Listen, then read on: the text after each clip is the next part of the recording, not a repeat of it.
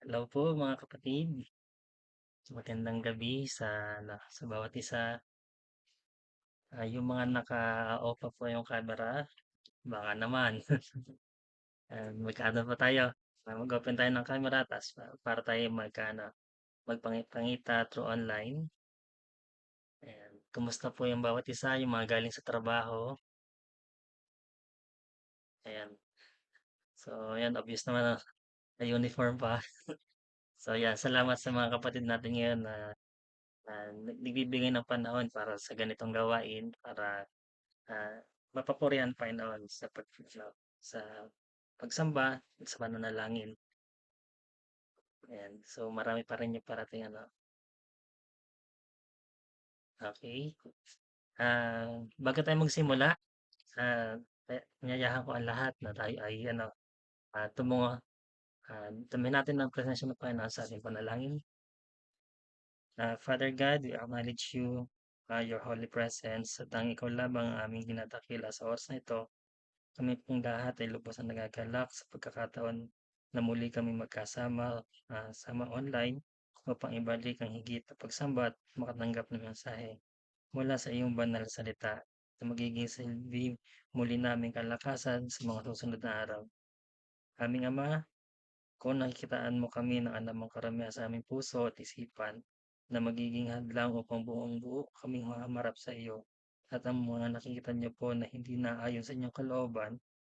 We humble ourselves, Lord, and asking for your forgiveness, and may you continue to mold us. O Lord, as you made us to be light and salt of others, lalo na po sa mga hindi pa nakakilala sa iyo, naway maging kalugod-lugod ang aming mga awit at salita naming sasambitin. We thank you, Lord, sa buhay at kalakasan ng bawat isa na patuloy mong iniingatan. Also, Lord, we thank you sa mga walang sawang pagmamahal at pagbibigay ng grasya sa bawat isa. We commit and lift up to you, Lord, ang aming gawain ito, including the Wi-Fi connection to every household at patuloy po na kayo ang maitaas, maging sentro ng aming worship and prayer. Patabayin niyo din po ang mga taong gagamitin niyo mula sa aming lahat, sa praise and worship, sa mga materialis na gagamitin at yun din po sa magbabahagi ng inyong salita. At sa lahat na magiging kabahagi ngayong gabi. May we only focus on you, Lord. Steady our hearts upang lubos namin matanggap manawaan ang inyong mensahe sa aming lahat.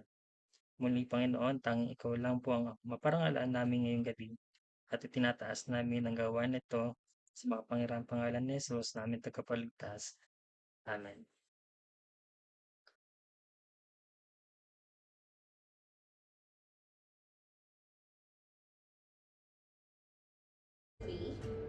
Blessed be the name of the Lord from this time forth and forevermore. From the rising of the sun unto the going down of the same, the Lord's name is to be praised. So, i-bless po natin ang Panginoon ngayong gabi through singing.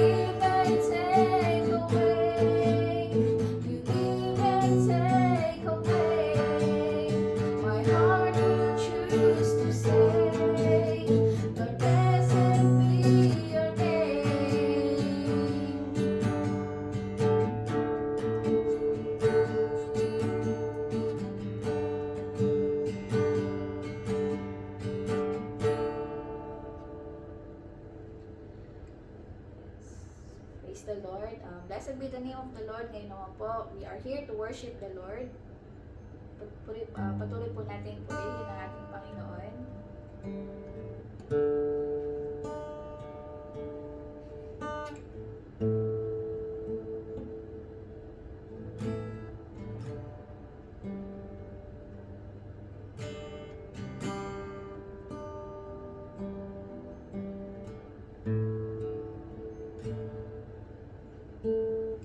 Light of the world, you step down into darkness.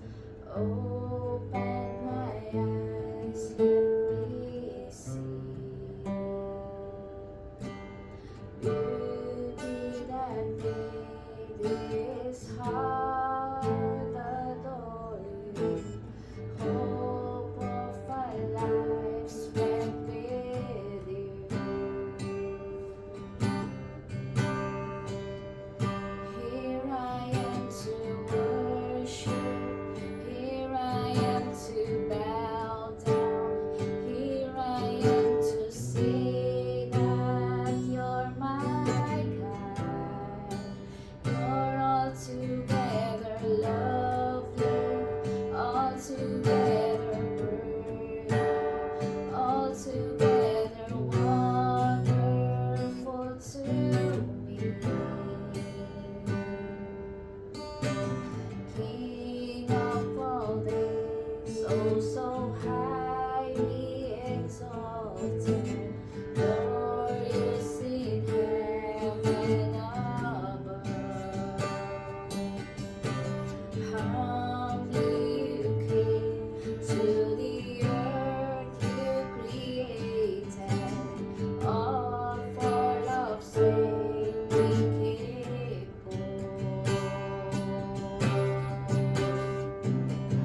Here I am to worship, here I am to bow down, here I am to say that you're my God.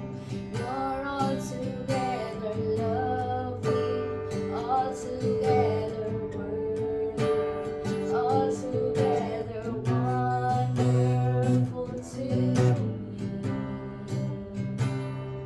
I'll never know how much it costs to see my sin upon that cross.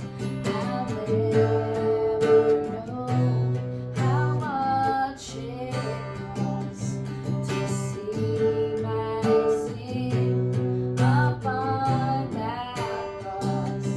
I'll never know how much it costs to see my sin upon that cross. Call upon the name of the Lord and be saved.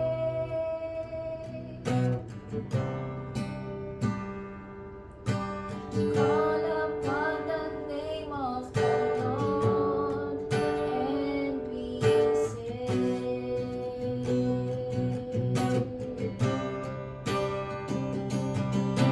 Call upon the name of the Lord and be saved.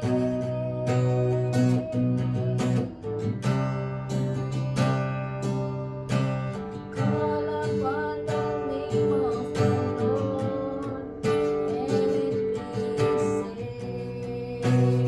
be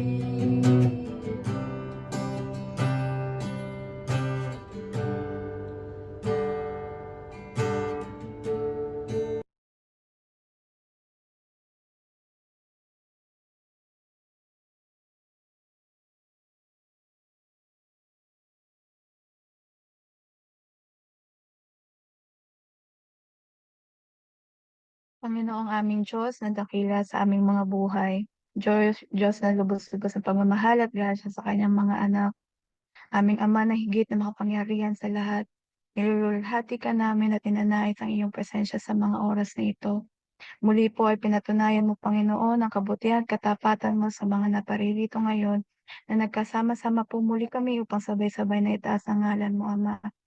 Talagang ikaw ay worthy, Lord God, at amazing sa bawat oras, sa bawat buhay po, Lord God, na nandito ngayon. We are beyond blessed that we have you in every single moment of our lives, knowing that we have a loving Father na laging nandyan at hindi magbabago magpakailanman. O Lord, we continue to humbly come to you at bigyan mo po kami ng kapayapaan at lubos na pagtuon sa iyong kilos sa mga oras na ito. May we fully commit to you ang lahat ng hindi nakakalugod sa iyong kalooban at pagbabago niyo sa aming buhay. May we fully focus on you alone, Lord God, aming Ama na laging naririyan, laging ipinararanas sa amin ang pagpapala na higit pa sa aming mga pangangailangan. Kami po ay taus-pusong nagpapasalamat sa walang sawang pagtugon mo sa aming mga panalangin, Lord God, sa patuloy mo na pag-iingat, sa patuloy na pagkilos sa aming buhay, at sa patuloy mong grasya na ibinibigay sa bawat isa. Even we don't deserve anything at all, Lord God, but still, you're always there for us and you always show to us your goodness and your faithfulness in our lives. Maraming salamat, Panginoon, sa pagkakataon na magpalakasan muli kami sa aming panalangin.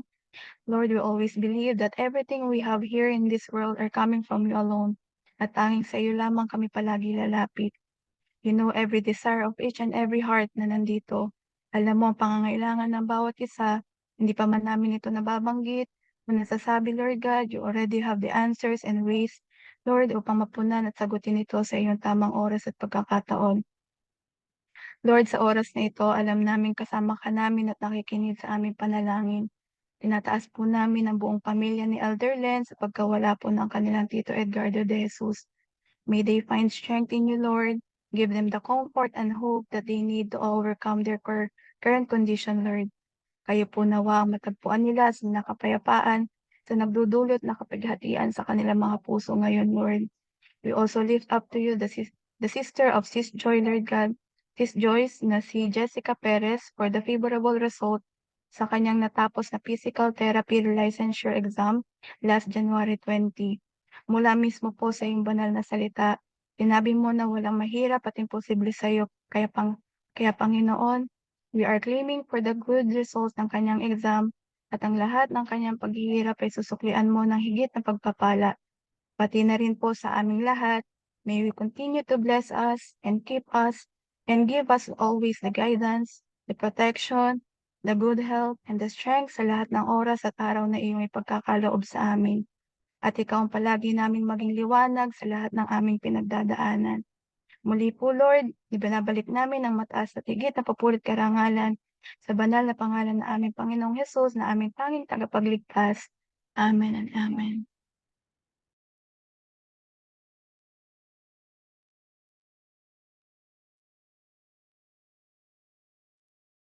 Ayun po. Maganda kami po ulit sa lahat.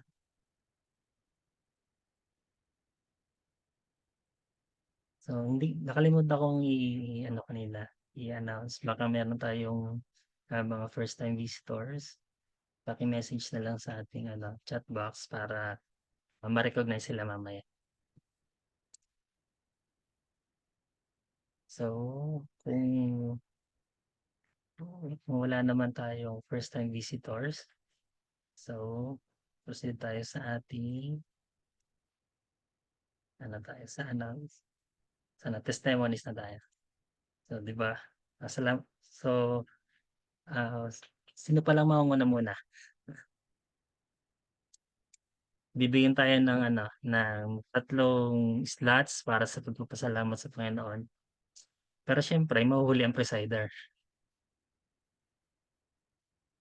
Ako siguro mauna na ako. Papalit ng papasalamat sa Lord kasi kagaya nung pinost ko sa My Day ko, nakasama ko sa isang Zoom yung mga kapatid ko. Nagpapasalamat ako sa answered prayer kasi yun nga, nung nakwento ko to sa breakout room ng mga nakasama ko I think last week. Naalala ko kasi na nag-Zoom kami nung nanay at tatay nung last week. Nabanggit nila na ayun nga, sira na naman daw yung sasakyan, ganun. So alam kong nahihirapan na sila dun sa sasakyan kasi yung aming pong sasakyan sa Pilipinas ay second hand tapos yung mga old models pa na second hand. So nagpapray ako sa Lord, gusto kong paranas sa kanila na magkaroon ng magandang sasakyan, na hindi sila na problema, hindi sila nawawalan ng AC, Pero sabi ko, Lord, parang hindi ko kaya. Yung, ano, alam mo yun, kahit sabihin ko kuha ka ng second hand, tapos dadagdag uli sa mga monthly bills ko. So, nagpe-pray ako sa Lord, Lord, alam ko may paraan. So, suddenly, naisip ko na, why not kausapin ko yung mga kapatid ko, humingi ako ng tulong. So, nagpapasalamat ako sa Lord kasi nung sinare ko sa kanila, akala nila kung ano, actually dapat yung meeting namin ngayon, ngayong Tuesday kasi off ko. Kahapon pa lang pagka-message ako nila ng umaga, parang hindi na sila mapakali. Kuya, ano ba yan? Papakasal ka na ba? Or ano? Sabi ko, hindi. Sabi ko, gusto niyo ba ngayon na? Sabi ko, sige, sige, pagka-uwi ko, mag-zoom tayo. Tama-tama na-cancel yung lakad ko sa hotel para mag-check. Talaga natatawa si Ann, di ba? Happy ka, di ba? So, yun na nga, natuloy yung aming meeting. Nakakatawa kasi first time namin din nag-meeting. Marami kami napag-usapan na other than that. Pero nagpapasalamat ako sa Lord kasi yun nga, nung sinare ko sa kanila na ano ako na nahihirapan sila, gusto kong paranas naman sa kanila, maranasan nila yung ganon. So nag-agree naman sila lahat. Sabi ko, ay salamat. At least hindi lang ako yung bubuno nung monthly. At yun na nga, kumbaga nag-start na sila mag-check-check. Nag-agree naman din sila. At yun nga, nagpapasalamat ako sa Lord kasi yun yung magiging surprise namin sa tatay sa kanyang birthday sa May 31. So may ilang months pa para maghanap. At yun nga, nagpapasalamat ako kasi isa lang din naman yung puso namin. Although siguro hindi lang namin na pag-uusapan, pero yun na nga, salamat sa Lord kasi ginather niya kami nung time na yon. At nag-agree naman kami. At yun, salamat sa Lord kasi looking forward ako doon sa bibigay namin yung sasakyan. At ito na yung sasakyan mo. Sabi ko nga parang Kapinpin Brothers lang. Pero ibang ano, lower version. Kasi second hand lang ibigay. Hindi namin kaya yung mga brand at saka mga malalaking car. Pero in all of that pa rin, kumbaga mahalaga na yun nga, sabi ko nga na ma-honor namin palagi yung aming mga parents kasi alam namin na marami rin silang ginawa for us. So marapat lang na iparanas namin sa kanila yung mga bagay na to hanggat andyan sila. Kumbaga hanggat binibless din kami ng Lord. So yun lang, nagpupulit ng pasalamat sa Panginoon.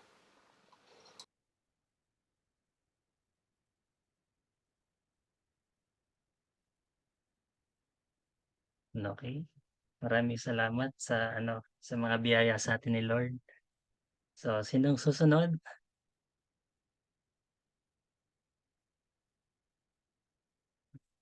'Wag na kayong mahiyang magpasalamat kasi baka kaya hindi binibigay sa atin ni Lord yung mga blessings na dapat para sa atin is naho-hold kasi hindi tayo marunong magpasalamat. So, siguro siyempre, yung sino ba naman magbibigay ng mga blessings or mga regalo kapagka yung bibigyan mo hindi marunong magpasalamat. So, magpasalamat tayo para pumasok yung mga blessings sa bahay natin.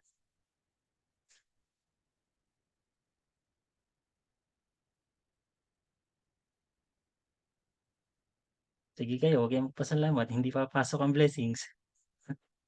Sige, ako na lang po. Takot naman. Yun po, alam ko medyo June na po ito. Papurit pasasalamat po kay Lord kasi yun nga nakauwi na po ng safe actually matagal na po nung last Thursday pa po nakauwi yung parents ko, yung tita ko, yung kapatid ko. Napapasalamat na po kay Lord kasi simula nang dumating po sila dito, naging magaan po lahat yung kumbaga, kahit siyempre medyo magastos pero alam kong napasaya sila tulad nga ng sabi ni KPD, masarap kasi makita na mapasaya mo yung parents mo, yung, pati yung tita ko kasi yung tita ko is single, matandang dalaga siya and sa kanya po ako nakatira nung college. So, sumakto lang kasi hirap din siya talagang maglakad, sumakto na nandun, sumabay yung lisensya tapos nag-offer sina Pastor Edman, si Chami sa sasakyan nila. So, alam kong hindi sila nahirapan sa mga yun kaya sobrang nagpapasalamat din sila kina Pastor Edman. Salamat po sa blessing, salamat po sa FCC Dubai at, salamat, most especially kay Lord po sa pag-iingat sa amin at yun po mabigay yung kaligayahan para sa kanila. Yun lamang po.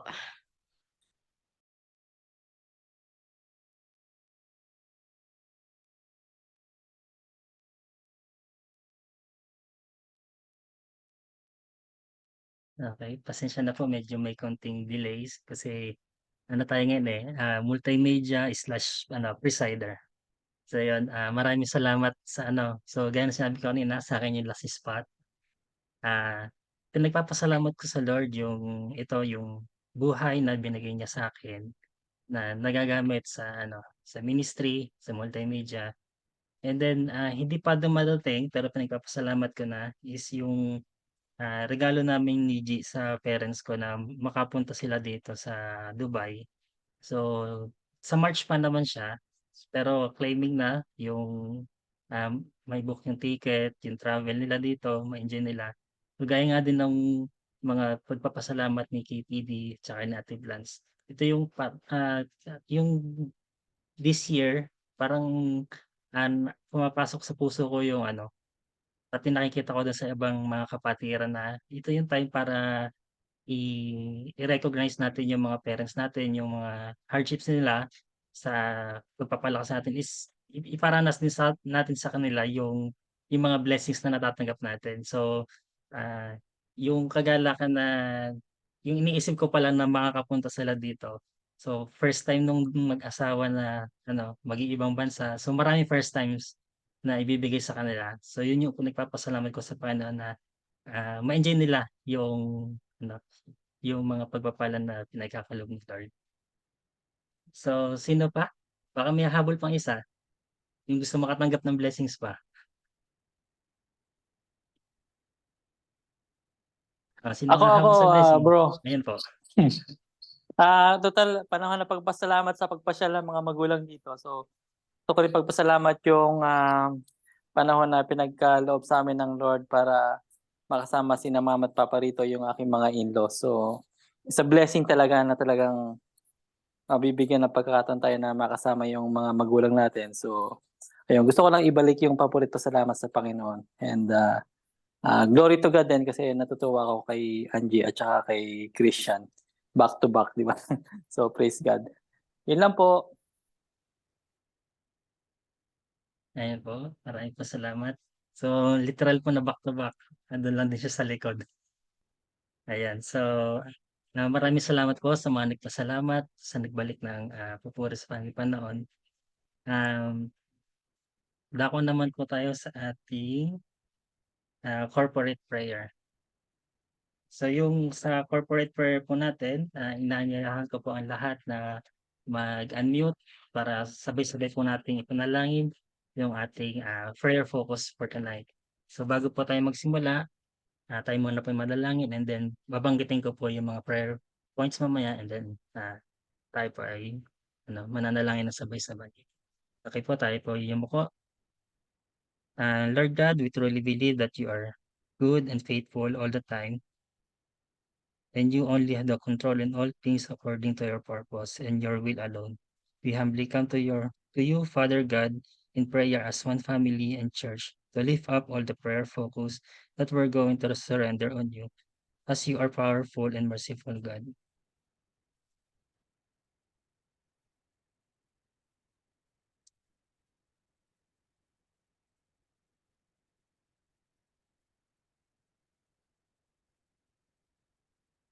Ang una po nating prayer focus is yung bansa nating Pilipinas. Let's pray that every Filipino citizen or private individuals will engage and participate in all government projects or initiatives that aim to build a better nation. Tayo po manalangin. Lord God, minsan pasalamat ako sa pagkakataon, Lord, na may taas namin sa panalangin ng aming bansang Pilipinas. Panginoon, Lord God, we pray sa aming pong bawat kababayan, Panginoon, Lord, sa Pilipinas, na sa aming bansa, Lord God, even kami na nandito sa labas, pinapayain po namin, Lord, mga kababayan po namin will engage and participate sa lahat po ng mga proyekto and initiatives ng gobyerno namin, Panginoon, and aim, Lord, mas mapabuti pa yung aming bansa, yung cooperation, yung unity ng ating mga kababayan, ng aming bansa, Lord God. Lord God, sa ganun, Lord, sa namin, Panginoon, lahat ng mga projects, Lord God, na alam po namin makatulong sa aming bansa, Lord God. Alam po namin ito yung aming bansa, palain, Panginoon, Lord God.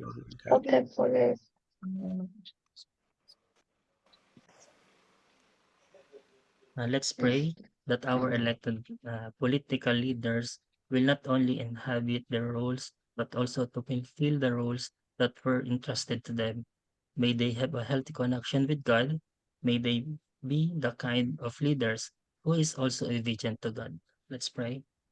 Lord, tinataas po namin sa iyo, Panginoon, ang mga leaders po ng aming bansa, Panginoon. Dalayan po namin na, Lord, as they fulfill their roles, Panginoon, patuloy na remind mo po sa kanila, Panginoon, na hindi po unahin yung kanilang mga sarili, yung kanilang mga gains, Panginoon, and interest, Lord God. But Lord, ang unahin po nila, Panginoon, is yung mapaglingkuran yung aming bansa, yung aming mga kababayan, Panginoon. Dalangin po namin, Lord, magkaroon sila ng healthy connection with you, magkaroon sila ng fear of God, Panginoon, na sa ganun, Lord, yung righteousness ay maging evident, Lord God. Dalangin po namin, Lord, na maging obedient sila sa iyo, unang-una, Panginoon, bilang yung kanilang boss, Panginoon, Lord God. Dalangin po namin na, Lord, yung righteousness ay patuloy na maging lagaan na, Panginoon, sa aming mga leaders, Lord God. Ikaw po ang siyang kumilos, Panginoon. Ikaw po ang siyang patuloy na magbigay ng wisdom sa kanila and guide them, Lord God, at remind them, Panginoon, of their responsibility, Panginoon, sa aming bansa, Lord God. Continue to use them, Panginoon, and bless them, Lord. And let's pray that our Philippine government will always promote transparency and integrity that will encourage the citizens to give their full trust and support. May our government will have the highest aspirations to protect the safety and well-being of all individuals at all times. Dalangin po namin yung aming pong government, Panginoon, na nawa yung mga lalo tigit yung mga officials po namin, Panginoon, will always promote transparency and integrity, Panginoon. Nang sa ganun, Lord, ma-encourage, Panginoon, yung aming pong mga kababayan, yung aming pong mga mamayan, Lord God, na patuloy magtiwala at mag-support sa aming government, Panginoon. Nawa, Lord God, patuloy na maging aspirations po ng aming pong mga leaders, Lord God, is to protect the safety and well-being ng lahat po ng aming mga kababayan, Panginoon, na nasa Pilipinas and even nasa abroad, Lord God. Patuloy mo silang i-guide na nawa, Panginoon, ang magiging desire nila, yung kanilang maging puso, Panginoon, is para sa ikabubuti ng aming bansa, Panginoon, na aming mga kababayan, Lord God. Continue to lead them, Panginoon, and use them, Lord.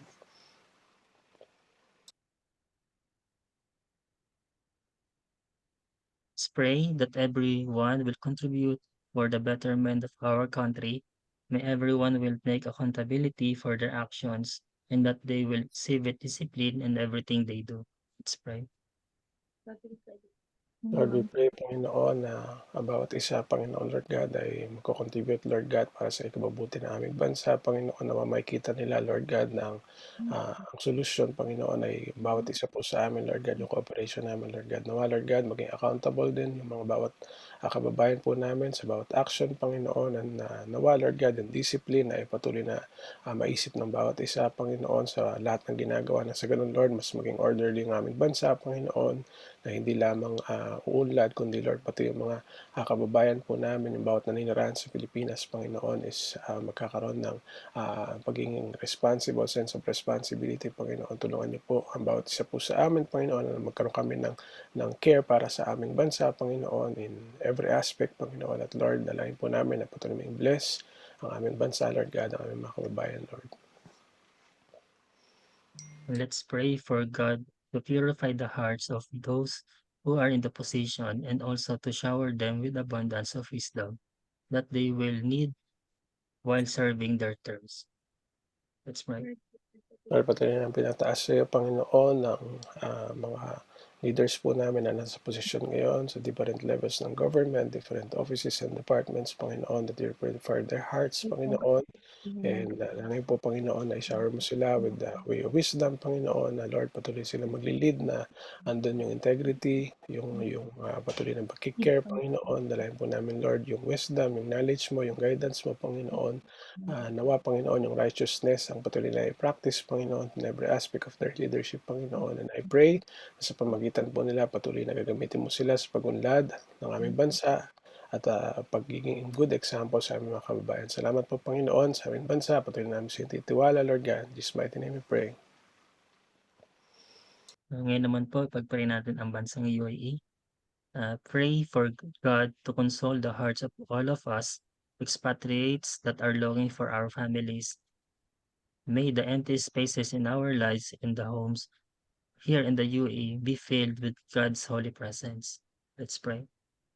Lord God, as we pray for the UAE, Panginoon, dalayan po namin yung lahat ng expatriates, Panginoon, lahat po ng mga tao na naninirahan at nag-work dito sa Dubai, Panginoon, sa iyo, Lord God, dalayan po namin, Lord, na patuloy na ikaw ang mag-fill sa aming mga puso, Panginoon, doon sa pagkamis namin sa aming mga pamilya, Panginoon, na bagamat kami nasa malayo, Lord God, dalayan po namin na Ikaw ang siyang magbibigay sa amin ng kagalakan, Panginoon, ng kaaliwan, Lord God, while we are away from home, Panginoon, from our families, Panginoon, Lord, dalayan po namin na as we experience these things, Panginoon, patuloy na maranasan namin din yung pagkilos mo, yung presensya mo sa buhay po namin, na nawa, Lord God, makita namin, Lord God, yung pagkilos mo, yung plano mo, Panginoon, for us and our families, Panginoon, na while we are away, Panginoon, patuloy na Ikaw ang makiingat sa kanila, Panginoon, at sa amin, Lord God.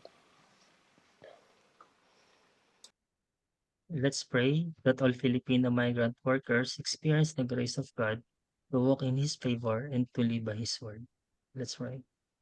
Pagdalayan po namin yung mga kababayan namin na naririto, nagtatrabaho, Lord God, na minsan pa, Lord, ma-experience namin, maranasan namin sa aming mga buhay, yung iyong pong grace, Panginoon, sa bawat araw, na Ikaw ang bibigay ng strength sa amin, Panginoon. Help us to work in your favor, Panginoon. Help us to live by your word, Panginoon. Na nawa, ang maging sandigan namin, Panginoon, maging lakas namin na Ikaw, Panginoon, ang lagi naming isik, Panginoon, ay Ikaw lamang sa aming pong buhay, Panginoon, sa bawat araw, Lord God. Nawa, Panginoon, patuloy na, bagamat malayo kami sa aming mga pamilya, patuloy mo kami palalakasin, Panginoon, ng aming mga puso, aming mga buhay, Lord God. Ang sa ganun, Lord, patuloy kaming magiging malakas not for ourselves, but our families, Panginoon. So, Panginoon, gaya nga po ng mga pinasa po namin kanina, mga namin po ipinanalangin, dalangin po namin, Panginoon, yung hipuin niyo po yung puso ng bawat isa sa bansa pong Pilipinas, dito po sa bansang UAE, lahat po ng mga Pilipino, lahat po ng tao, Panginoon, na nandirito po ay bigyan niyo po sila, kami, Panginoon, ng karunungan, ng mga puso po na marunong sumunod sa authority.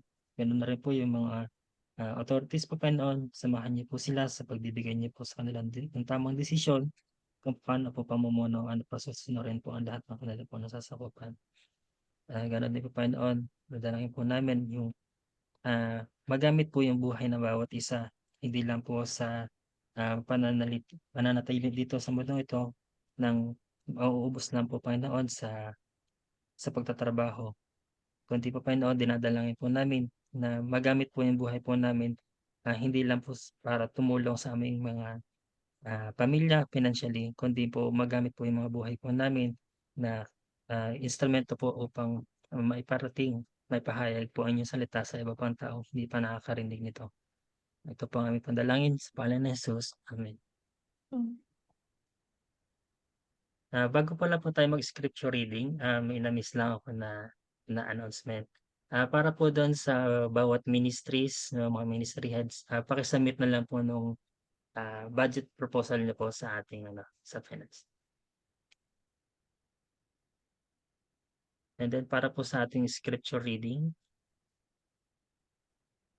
sa Ephesians 4 verses 22 to 24, you were taught with regard to your former way of life, to put off your old self, which is being corrupted by its deceitful desires, to be made in the new attitude of your minds, and to put on the new self, created to be like God in true righteousness and holiness.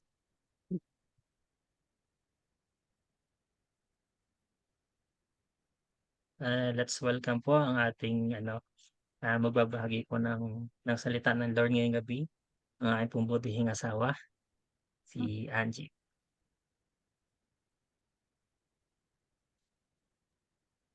Yan, maraming salamat sa aking buting balik. So, yan. Syempre hindi ko rin naman papalagpasin na makapagpasalamat muna ako bago tayo mag-proceed. Ayan yung pinakang last talaga na slot sa testimony ng teacher sa bawat video yan.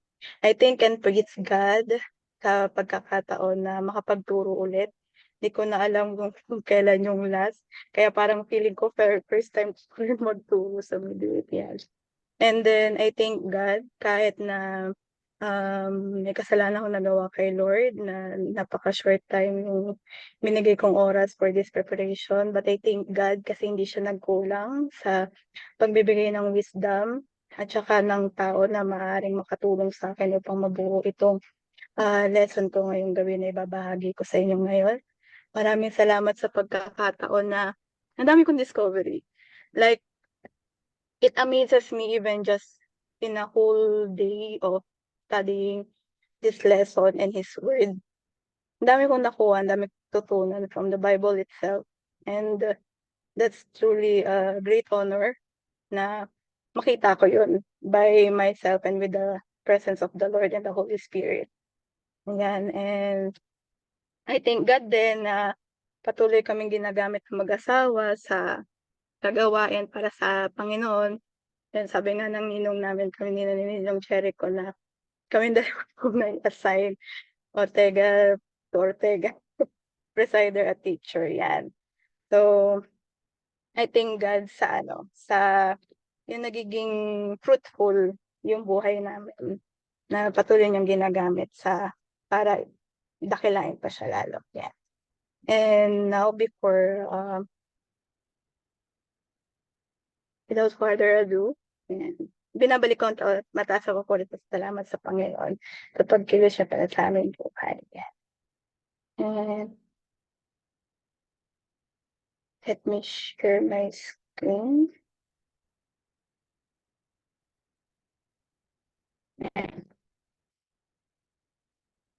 Okay naman. Kita naman po lahat.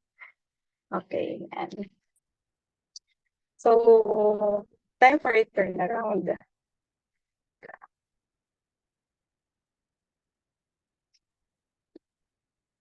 So, I know we are all aiming to have more passion in life, most especially to our spiritual life. Sino naman bang hindi magnanais na talagang maging nag-aapoy sa pag-serve sa ating Panginoon.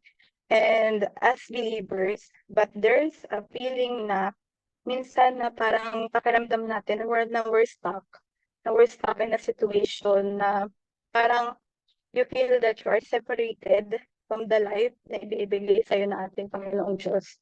And the mirror of your old mind may be deceiving you and keeping you from making the changes you need to make. So, yung mapanilang natin mga isip, yung mga akala natin na nakukuha na pala natin yung tunay na saya, pero wala pa pala. Hindi talaga tayo nasa-satisfy. So, andyan yung yung deceiving mind natin. And you have a heavy heart that you know that you have accepted Jesus Christ as your personal Savior and that you have accepted to live like Him. So, di ba, simula pa lang nung in-accept natin si Jesus Christ sa ating buhay, kasabay nun ay pagtanggap kung paano dapat tayo mamuhay na katulad niya. Pero hanggang ngayon, most of us siguro or baka syempre ko naman alam ko pino-point out, but you're still in the life recurring negative patterns and you're in search of clarity because you know deep inside that this is not the way of life you learned when you heard about Christ and were taught in Him in accordance with the truth in that is in Jesus Christ. Kasi alam natin deep inside na yung parang bigat sa loob natin na alam mo yun, naranasan nyo na nasa church kayo pero parang iba yung nasa sa loobin nyo. Parang minsan nasa trabaho kayo pero hindi nyo napapakita na may Diyos sa buhay nyo. Diba? May mga ganun pagkakataon. And then, that's why kapatid, this is the time for a turnaround. This is the time to turn around from that negative patterns na binibigay ng ating deceitful minds and live like a Christian, just how the scripture tonight telling us to do. But before that, let us pray po muna. So, before tayo magtuloy sa ating lesson tonight. Lord God, tinataas ko po sa inyo ang gawain nito po, Lord God. Lalo na po sa aking pagbabahagi, Lord God, na iyong balang nasalita at mensahe po, Lord God. Lord, alisin niyo yung kaba, yung takot po, Lord God, at yung distraction po, Lord God, bagos, Lord God. Pagitan niyo po ito ng confidence po, Lord God, na nanggagaling lamang po sa inyo at paggabay po, Lord God, banal na Espiritu sa akin po, Lord God. Nawa po, Lord God, tanging inyong mga salita lamang, Lord God, at tanging mensahe niyo lang, Lord God, mamatawi sa aking mga labi po, Lord God.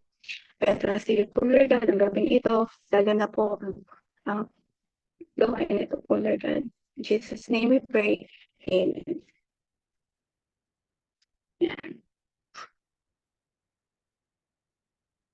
So, bigyan ko muna kayo ng quick background about the book of Ephesians. Yan.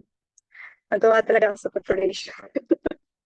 And then, so this is Paul's letter. Yan. This is Paul's letter to the Ephesian believers and to the Gentiles dun sa mga panahon ngayon or non-believer na recently lang nakaka-convert as to be a Christian. So mostly talaga dun sa mensahe ng ni Apostle Paul is para sa mga believers na mga baby Christian pa lang at kaka-convert ka lang. So yun talaga yung pinaka-focus niya, which is mostly of us, yun din yung focus natin, lalo na dun sa mga bagong kakatanggap pa lang sa ating Panginoong Jesus. And this letter was delivered by Tychicus. Yan. Tychicus. Yan. So, under chapter 6, verses 21 to 24, the latter part of this book, or this Ephesians, makikita niyo po doon na nabanggit kung sino po yung naging nagpadala ng mensahe na ito na galing kay Apostle Paul.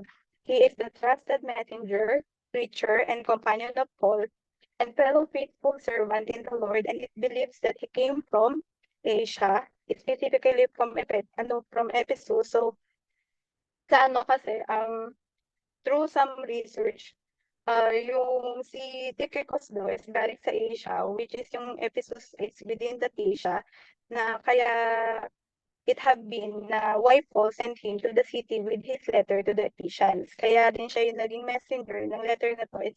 Doon din siya talaga nanggaling sa lugar na yun para hindi na rin mahirap na mag-connect dun sa mga tao na naparoon. And Ephesus is a huge city. So, itong picture na to, maliit na part pa lang yan. Yan. So, it was the place of worship for most of the Greek and Roman gods. And for over 2 years, Paul had an effective missionary presence there, and many people became followers of Jesus Christ. So, within those 2 years and some year na inilaan na ni Paul dun sa Ephesus is maraming naging talagang naniwala sa ating Panginoon, na tumanggap sa ating Panginoon. Kaya hindi niya nakalimutan na balikan ito kahit through letter man lang habang siya ay nasa kulungan.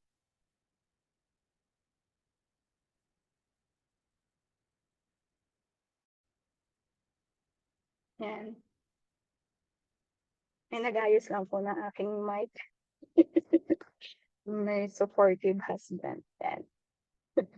And so, and during those years, after being imprisoned by the Romans, ayun nga, doon na nag-came up na magsulat ng letter si Paul for the Ephesians. And then this book is divided into 2 sections. And the chapter 1 to 3 is all about the gospel story of who we are as God's people in Christ. So, kung babasahin niyo siya, yung 1 to 3 is, I believe dito sa librong to, kapag nabasa mo siya, it's perfect din para sa mga new believers of God or of our Jesus Christ, na para malaman agad nila yung about the gospel na na-share sa kanila and ma-explain ng mas maayos or much deeper. And then the chapter 4 to 6 is all about our story that we're called to live out who we are as God's people in the world. So to be our new self in Christ and the armor of God were mentioned as well here to use to take stand against these evil schemes. So dito sa book na rin ng Ephesians, dito rin natin makikita yung sinabi na full armor of God na kailangan natin gamitin for all the evil schemes. And all the instruction for our Christian living, for kung paano tayo sa ating pamilya, sa ating community. So makikita parang step by step siya. Kung kapag nalaman mo yung gospel, malalaman mo na rin kung anong dapat mong gawin once na nalaman mo yung gospel. And then, yun na, patuloy na encouragement na binibigay ni Paul na magpatuloy ka dun sa natanggap mo na balita o na gospel. And then, but Paul wrote this Paul wrote this mainly to show God's purpose to unify all things in heaven and on earth and under Christ the Messiah, between the Jews and the Gentiles. Kasi dito, isa sa, parang dun sa panahong na yun, Jews and Gentiles is para sa ating panahon ngayon na mga believers and non-believers.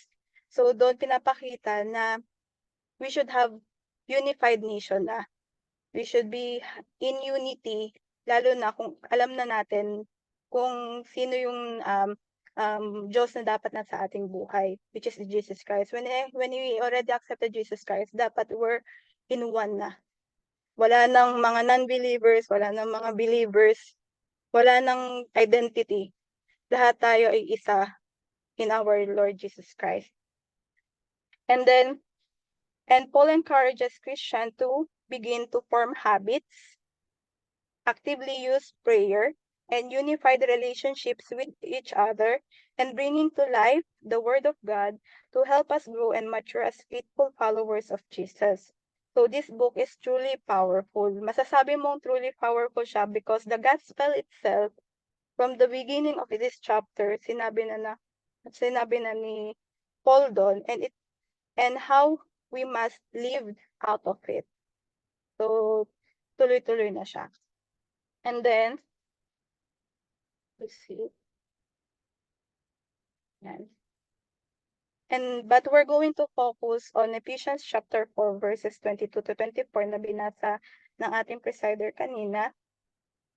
And as I mentioned po, na the chapters 4 to 6, it's mostly telling us what we should do and challenging us to respond to the gospel by how we must live out yung pagiging Kristiyano natin.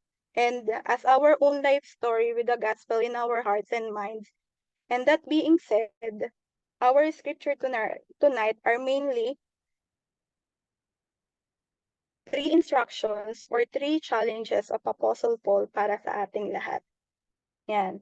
So mainly ito yung gustong ipabahagi din sa atin, hindi lang doon sa panahon na yon, sa mga epistles or sino mang nakabasa pa, pero sa lahat na naparirito ngayon, please be reminded for this and please take note of these 3 instructions na galing kay Apostle Paul na pinapagawa sa atin for all the believers, lalo na sa mga new convert Christian na nagsisimula pa lang to grow and mature their faith or our faith in Christ. First is from chapter 4, verse 22. You were taught with regard to your former way of life to put off your old self. Yan. Ulit-ulit na yan sinasabi sa atin. Di ba?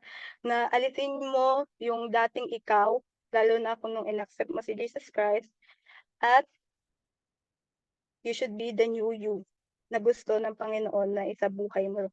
So, which is being, and yung old self natin kasi, kaya ayaw ng Panginoon na balikan natin yun, because it was being corrupted by our own deceitful desires. Yan. So, Paul challenges every Christianity to take off their old humanity like clothes and stop taking control by your deceitful mind. Yan.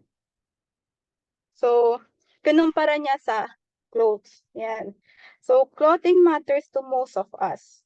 We care about clothing, di ba? Masyado, bago tayo makaalis sa bahay, titingnan muna natin kung maayos yung pananamit natin, mukha ba tayong galing pa sa tulog.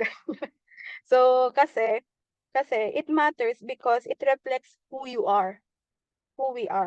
And it makes a statement about ourselves, and also it reflects your social status, profession, your beliefs, and values. Most of hindi naman nila lahat, pero most na mga tao, lalo na yung mga in fashion dyan, talagang malaki sa kanila or big deal sa kanila yung pananamit ng isang tao. So, through this, naalala ko yung sabi ng mama ko sa akin noon, no, galit na galit siya kapag hindi maayos yung bulsahan ng pantalon ko. Yung laging lumalabas, yung parang tapos yung damit ko, kung saan-saan na nakaano, tapos basta-basta na. Kahit yung mga kapatid ko na ayaw nila na yung basta lang manamit. Hindi naman sa ayaw nila ko na dahil sa pangit or whatsoever, ganyan. Pero gusto lang nila kasi na malaman na may nag-aalaga sa'yo. Na someone's taking care of you. Which is talagang consistent yan. Yung buong pamilya ko na yan, consistent yan.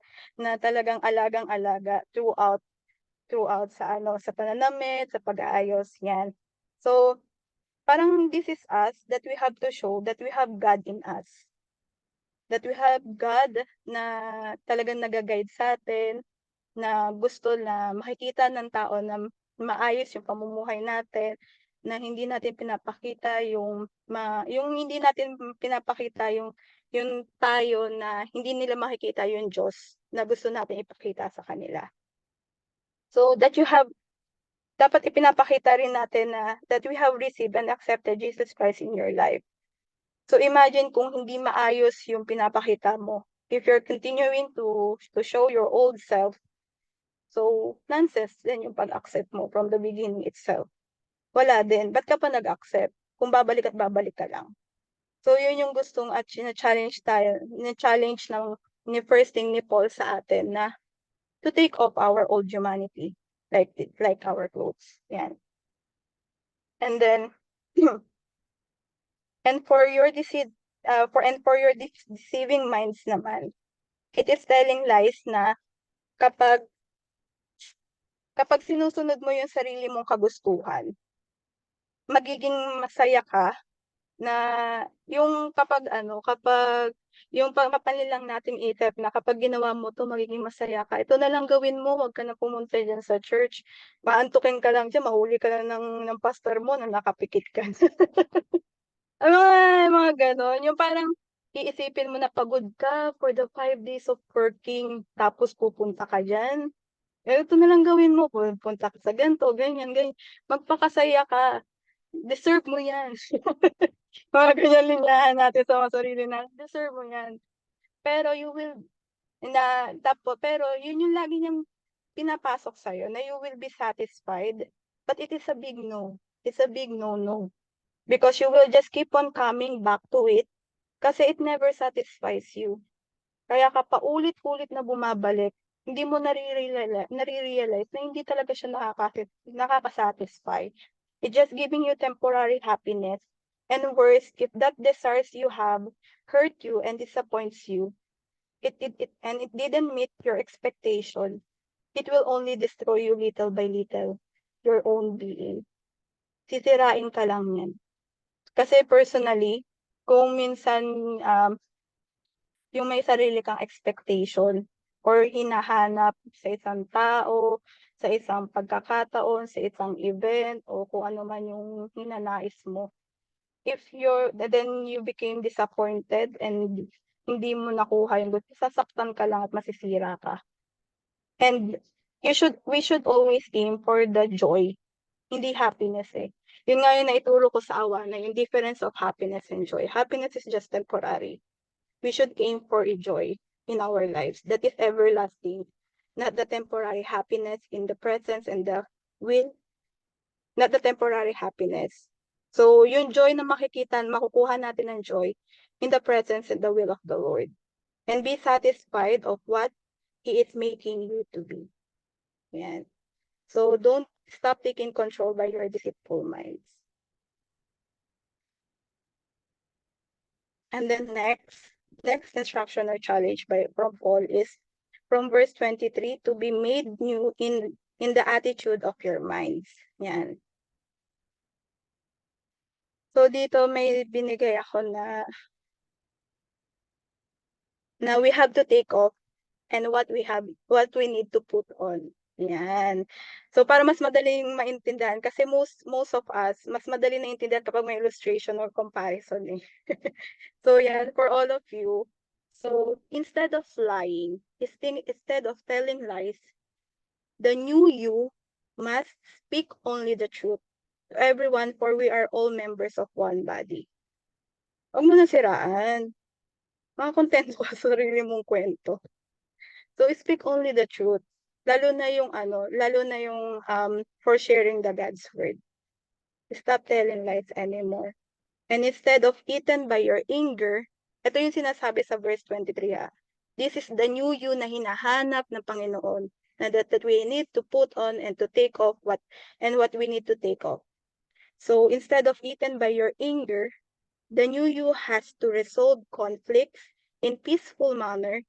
Do not let the sun go down while you're still angry. And do not give the devil to get chance to control you to do sin out of anger. Yan. So, kagabi lang, o kanina lang, through out of anger, may mga masabi ako masasakit sa asawa ko. Yung in a simple reason ng pagtatampuhan, yung mga syempre hindi mawawala yan sa pag-aasawa. Yan. Yan din yung ano para mas maging matamis yung pagkatao. So, ayun. So, lumalayo na.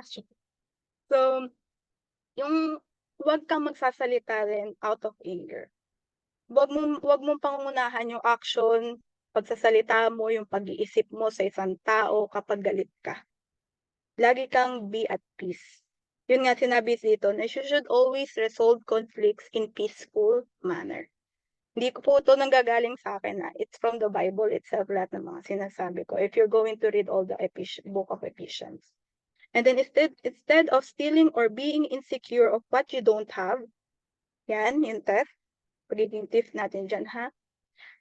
The new you must be generous and grateful of what you have. We must work doing something useful with our own hands. Yan, wag yung mga mabilis ang pagkuha ng gusto mo. And by your own hands to share to those in need that is from your hard work. 'Di ba ang sarap na makatulong mula sa sarili mong pagod? Katulad ng mga praises and thanksgiving kanina. Hindi nila mabibigay sa mga magulang nila na out of simpleng bagay lang na pangungurakot o pagkukuha ng mga bagay na para makuha lang yung provision, para makuha yung mga magulang nila, but through hard work. Lahat tayo dito, mga Kristiyano, is galing yung mga provision at mga pagpapala natin kasi nakikita ng Panginoon kung paano tayo maghirap ng trabaho dito. So out of that, be generous to our family, to your community, to your own neighbor, and to your own, and then to your co-believers. Yan. And then instead of gossiping or spreading fake news, yan, mga marites, yan. So the new you has to encourage others with word of wisdom. Yan, mag-share ka na lang ng word of wisdom. So with the help of the Holy Spirit, only the words that will build it up, hindi yung bring them down.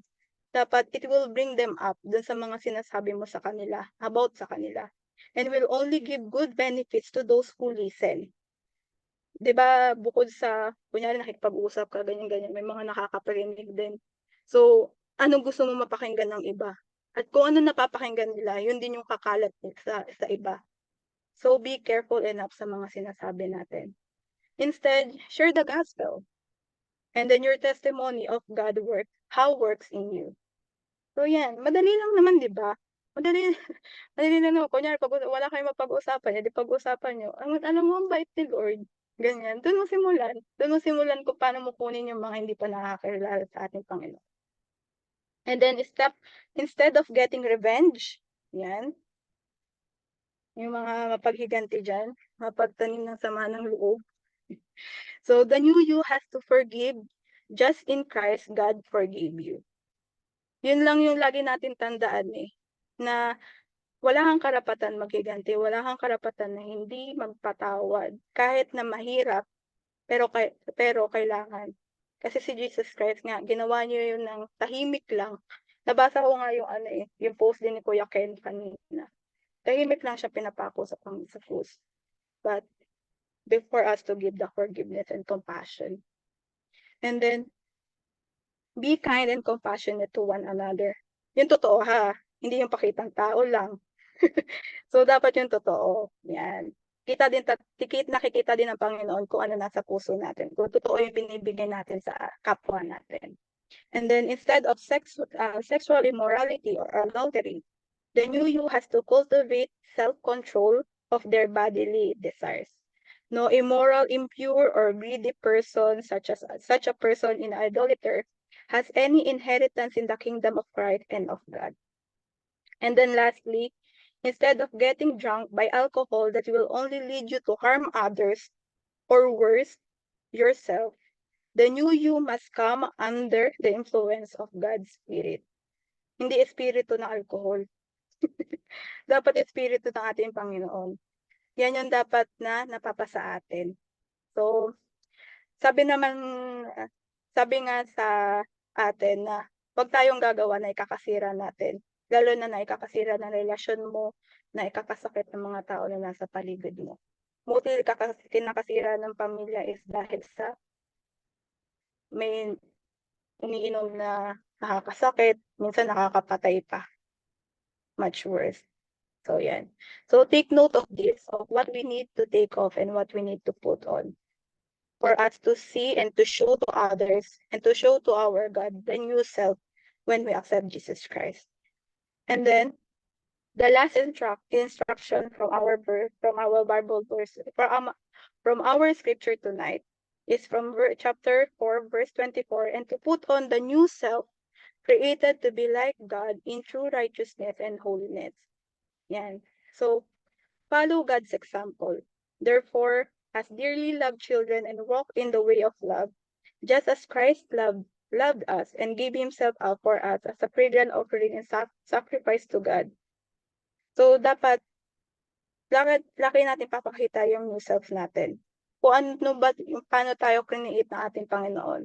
Pakita natin yung design na ginawa sa atin ng Panginoon. So, huwag na nating ulitin yung naging kasalanan pa nung simula pa. Bagkus kalimutan na natin yun and just to show our new self.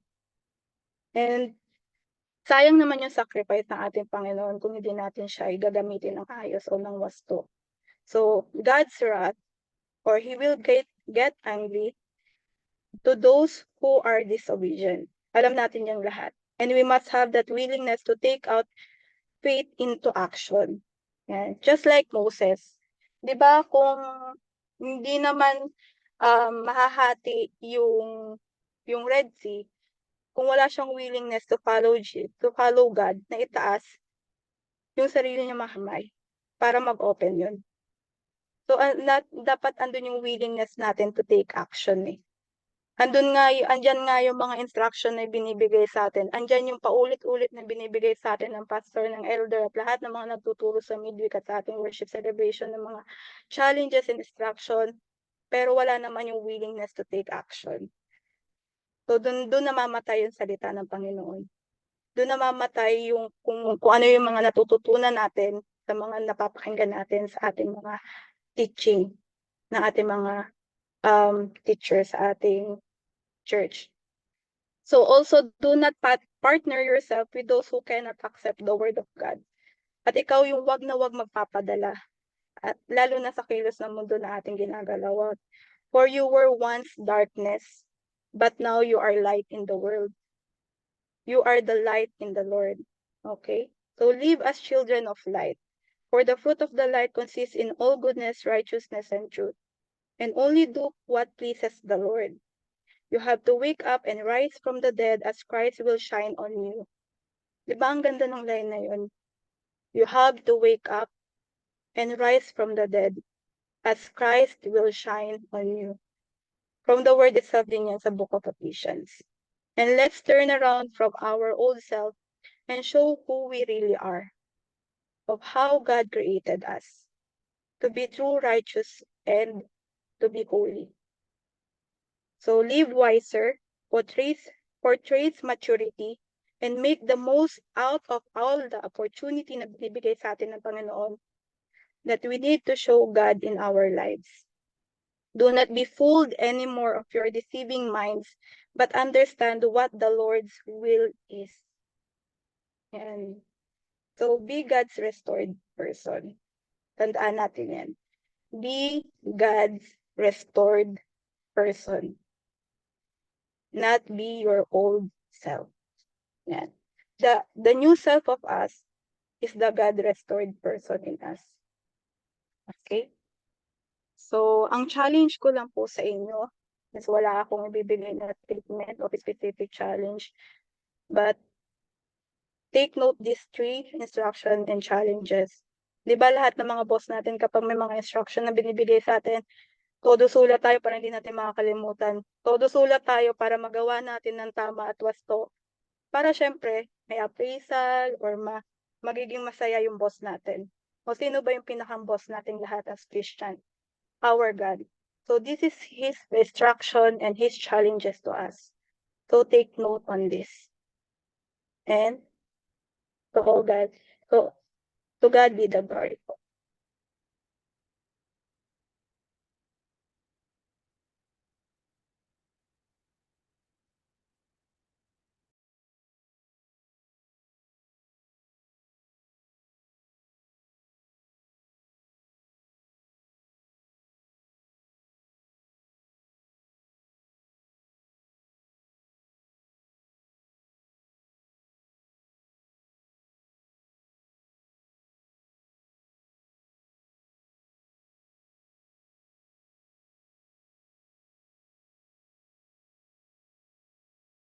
Sige po.